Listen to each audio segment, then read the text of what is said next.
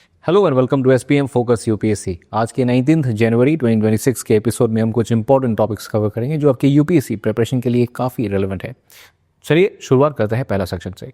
आज का पहला टॉपिक है India invited to Gaza peace board. तो एस्पिरेंट्स, एक बड़ी इंटरनेशनल डेवलपमेंट है ये। अमेरिका ने इंडिया को फॉर्मली इन्वाइट किया है एक नए इनिशिएटिव में जिसका नाम है गाजा पीस बोर्ड। ये बोर्ड बनाया जा रहा है गाजा की पोस्ट वार गवर्नेंस, फंडिंग और रिकंस्ट्रक्शन को मैनेज करने के लिए। लेकिन इंडिया ने अब तक इस इन्विटेशन पर अपना ऑफिशियल स्टैंस नहीं दिया है। चलिए थोड़ा बैकग्राउंड देख लेते हैं। अभी अक्टूबर 2023 में हमास जो एक रेडिकल गाजा बेस्ड ग्रुप है उसने इजराइल पर एक बड़ा सरप्राइज अटैक लॉन्च किया।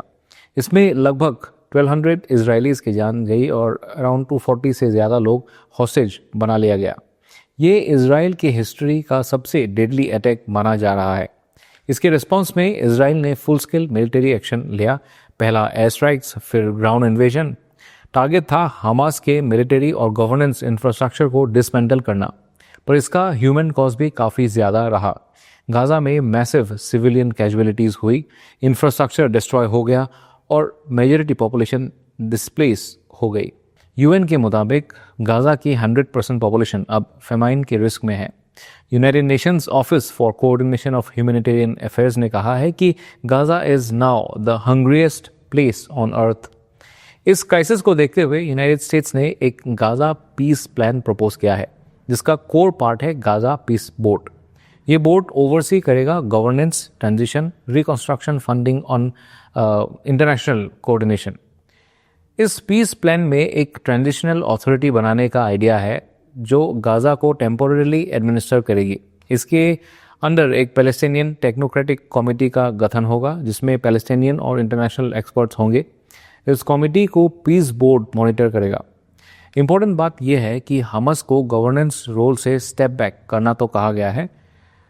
ऑब्जेक्टिव है बेसिकली गवर्नेंस और मिलिटेंसी को अलग अलग करना।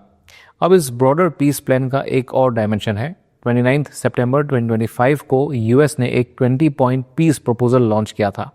हमास ने इस प्रपोजल को पार्शियली एक्सेप्ट भी किया है। गाजा पीस बोर्ड उसी प्लान को इम्प्लीमेंट करने का इंस्टीट्यूशनल फ्रेमवर्क होगा।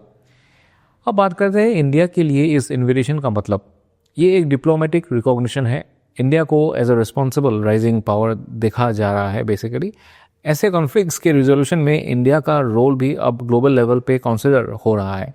लेकिन कुछ डिलेमास भी है। इंडिया का ट्रेडिशनली ये स्टैंड रहा है कि वेस्ट एशिया के conflicts including Gaza UN led multilateral process के जरिए ही सॉल्व होने चाहिए। अगर हम यूएस लेड इनिशिएटिव का हिस्सा बनते हैं तो क्या ये हमारे मल्टीलेटरल अप्रोच को अंडरमाइन करेगा? ये एक ब्रॉडर ग्लोबल ट्रेंड भी हाईलाइट करता है। यूएन लेड मल्टीलेटरलिज्म से हटकर सिलेक्टिव मिनीलेटरल ग्रुप्स का राइज। तो इंडिया का डिसीजन सिर्फ वेस्ट एशिया पॉलिसी नहीं बल्कि हमारे ग्लोबल गवर्नेंस के अप्रोच को भी डिफाइन करेगा। चलिए चलते हैं अगले टॉपिक की तरफ। This is about Palermo protocol और child trafficking in India. Supreme court ने recent case KP Kiran Kumar versus state में चाइल्ड ट्रैफिकिंग के खिलाफ स्ट्रॉन्ग गाइडलाइंस इशू किए हैं। कोर्ट ने क्लियरली बोला है कि चाइल्ड ट्रैफिकिंग आर्टिकल 21 के तहत राइट टू लाइफ का डायरेक्ट वायलेशन है। हमारे कॉन्स्टिट्यूशन में चिल्ड्रन के प्रोटेक्शन के लिए काफ़ी प्रोविजंस है। For example article 21A right to education, article 23 और 24 ट्रैफिकिंग और हैजर्डस वर्क से प्रोटेक्शन एक्सप्लिसिटली बोला गया है। और directive principles of state policy में भी आर्टिकल 39 क्लॉज E और क्लॉज F में बच्चों की डेवलपमेंट और केयर की रिस्पॉन्सिबिलिटी स्टेट पर है, ये बोला गया है। फिर भी ग्राउंड सिचुएशन अलार्मिंग है। एनसीआरबी के हिसाब से सिर्फ 2022 में ही 3000 से ज़्यादा बच्चे रेस्क्यू किए गए थे जो beggary, child labour, organ removal और सेक्सुअल एक्सप्लॉयटेशन के लिए ट्रैफिक किए गए थे। यहाँ एक इम्पॉर्टेंट इंटरनेशनल डॉक्यूमेंट भी आता है, पलेर्मो प्रोटोकॉल, जो 2000 में अडॉप्ट किया गया है। इसका फुल नाम अगर बोले तो UN protocol to prevent, suppress and punish trafficking in persons specially women and children. ये protocol united nations convention against transnational organised crime का पार्ट है। इसका मेन एम है ट्रैफिकिंग को प्रिवेंट करना, विक्टिम्स को प्रोटेक्ट करना और इंटरनेशनल कोऑपरेशन बढ़ाना। इंडिया इस प्रोटोकॉल का सिग्नेटरी है और इसका इम्पैक्ट हमारे लीगल फ्रेमवर्क में भी दिखता है। डोमेस्टिक लेवल पे हमारे पास काफ़ी स्ट्रॉन्ग लॉज है, जैसे immoral traffic prevention act 1956, juvenile justice act 2015, criminal law amendment act 2013, फिर आपका पॉक्सो एक्ट 2012। ये लॉज ट्रैफिकिंग को पनिश करता है और रेस्क्यू और रिहेबिलिटेशन के फ्रेमवर्क को स्ट्रेंथन करता है। तो क्लियरली हमारे पास इंटरनेशनल स्टैंडर्ड्स, कॉन्स्टिट्यूशनल गारंटीज और स्ट्रॉन्ग लॉज है, पर रियल चेंज तभी होगा जब इम्प्लीमेंटेशन ग्राउंड पे इफेक्टिव होगा। चलिए चलते हैं अगले टॉपिक की तरफ। बात करते हैं स्पेस से जुड़ी एक कटिंग एज मिशन की।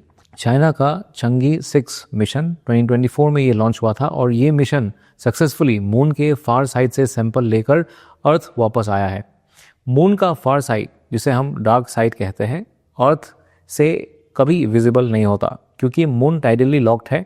इसका मतलब है मून का सेम फेस हमेशा अर्थ की तरफ होता है। चांगी 6 ने इस अनएक्सप्लोर्ड रीजन से पहली बार लूनर सॉइल और रॉक सैंपल्स कलेक्ट किया। इससे पहले सिर्फ नियर साइड से सैंपल्स आए थे, जैसे अपोलो या चांगी 5 मिशंस में। चाइना पहला कंट्री है जिसका फार साइड पे सॉफ्ट लैंडिंग और सैंपल रिटर्न दोनों सक्सेसफुल रहा है। इससे पहले 2019 में भी चाइना ने चांगी 4 मिशन के थ्रू एक रोवर फार साइड पे उतारा था। अब लेटेस्ट सैंपल्स एनालिसिस बताता है कि फार साइड का सैंपल्स केमिकली डिस्टिंक्ट है। आयरन आइसोटोप कंपोजिशन में डिफरेंसेस मिले हैं, जो बताता है कि मून के नियर और फार साइड में जियोलॉजिकल और वोल्केनिक एक्टिविटी में एसिमेट्री है। ये फाइंडिंग्स जायंट इम्पैक्ट हाइपोथेसिस को भी रीइंफोर्स करता है, जो कहता है कि मून अर्थ एक मर्ज साइज्ड ऑब्जेक्ट से टकराने के बाद बना था। ये मिशन साइंटिफिक लेवल पे तो इम्पोर्टेंट है ही, पर ग्लोबल स्पेस लीडरशिप में चाइना के ग्रोइंग रोल को भी हाईलाइट करता है। चलिए अब चलते हैं आज के लास्ट टॉपिक की तरफ। This is about arbitration and conciliation act 1996। ये आज का आखिरी टॉपिक है हम लोगों का और ये लॉ और इकोनॉमी से जुड़ा हुआ है। ऑल्टरनेटिव डिस्प्यूट रेजोल्यूशन एक ऐसा मैकेनिज्म है जिसमें डिस्प्यूट्स बिना कोर्ट के सॉल्व किए जाते हैं। इसमें आर्बिट्रेशन, मेडिएशन और कॉन्सिलिएशन जैसे मेथड्स शामिल होते हैं। इसका मेन बेनिफिट है क्विक, कॉस्ट इफेक्टिव और कॉन्फिडेंशियल रेजोल्यूशन। ये जुडिशियल बर्डन भी कम करता है। हमारे देश में arbitration and conciliation act 1996 alternative dispute resolution का फाउंडेशन है।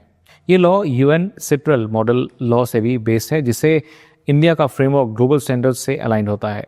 इस एक्ट के अंदर डोमेस्टिक और इंटरनेशनल आर्बिट्रेशन दोनों कवर्ड है। कोर्ट्स की इंटरवेंशन लिमिटेड है और पार्टीज के ऑटोनॉमी को प्रायोरिटी मिलती है। 2019 के अमेंडमेंट के बाद एक नया इंस्टीट्यूशन प्रपोज किया गया, आर्बिट्रेशन काउंसिल्स ऑफ इंडिया। इसका काम होता है आर्बिट्रल इंस्टीट्यूशंस को ग्रेड करना, एथिकल स्टैंडर्ड्स बनाना और इंस्टीट्यूशनल आर्बिट्रेशन को प्रमोट करना। लेकिन 6 साल बाद भी एसीआई फॉर्मली कॉन्स्टिट्यूट नहीं हो पाया है और ये एक बड़ी इंस्टीट्यूशनल गैप है। सोच के देखिए, जब एम स्पीडी जस्टिस देना है तो अगर सिस्टम खुद ही डिले में है तो इन्वेस्टर्स और लिटिगेंट्स का ट्रस्ट कैसे बनेगा। ये टॉपिक जीएस पेपर 3 इकोनॉमी और जीएस 2 गवर्नेंस दोनों के लिए इंपॉर्टेंट है। तो एस्पिरेंट्स आज के लिए इतना ही। कल फिर मिलेंगे नए टॉपिक्स के साथ। This is focus UPSC signing off. जय हिंद।